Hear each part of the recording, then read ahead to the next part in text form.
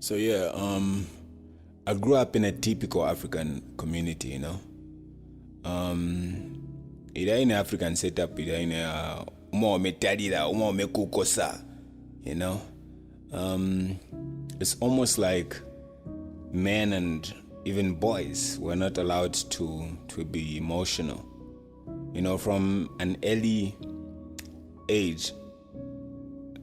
stage, you are told, "Alo, more mekukosa," and even when you run to your mom as a kid,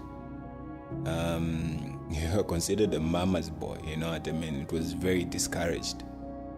And a lot of men grew up like that. And for some of us, abakowati, that type of thinking mixed with kuchula, and poverty. Why some you have so many other things to worry about than your emotions. So a lot of people walk around broken, because of that.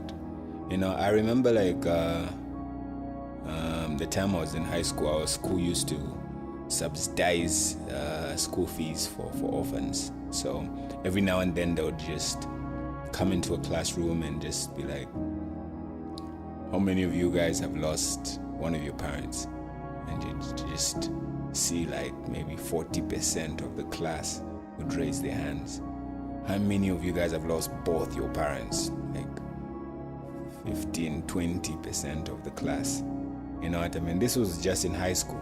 In fact, right now, if you're my age and you have both your parents, consider yourself very, very lucky. You know what I mean?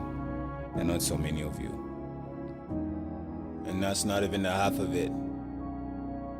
In fact, a lot of us went through so much growing up. My childhood drama.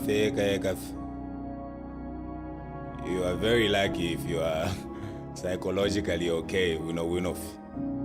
For most of us, it's not even like we had to master suppressing our emotion or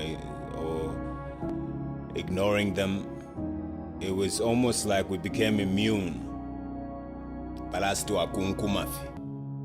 You see, there's a more hideous word against men, which I think has a lot to do with the socialization process. The expectation of men to be the strong one. You see, that's one hell of an expectation. It's actually terrible. I mean, what do you do with all the human vulnerability? It's like you always have to be a superhero, a big muscle man. But you're not, you're just a person. Some of you is strong and some of you is weak. Just a person. Just a person. And a full person has all the vulnerability in the world. It's okay. Anyway, I just hope with these short videos I'm making, I'll be able to help spark a conversation that's been long overdue, man. I think it's important for us to start having conversations over just mental health and just let's normalize people expressing themselves about issues like this. I mean, it's okay not to be okay all the time. Just know you're not alone. And yeah, let's talk about it.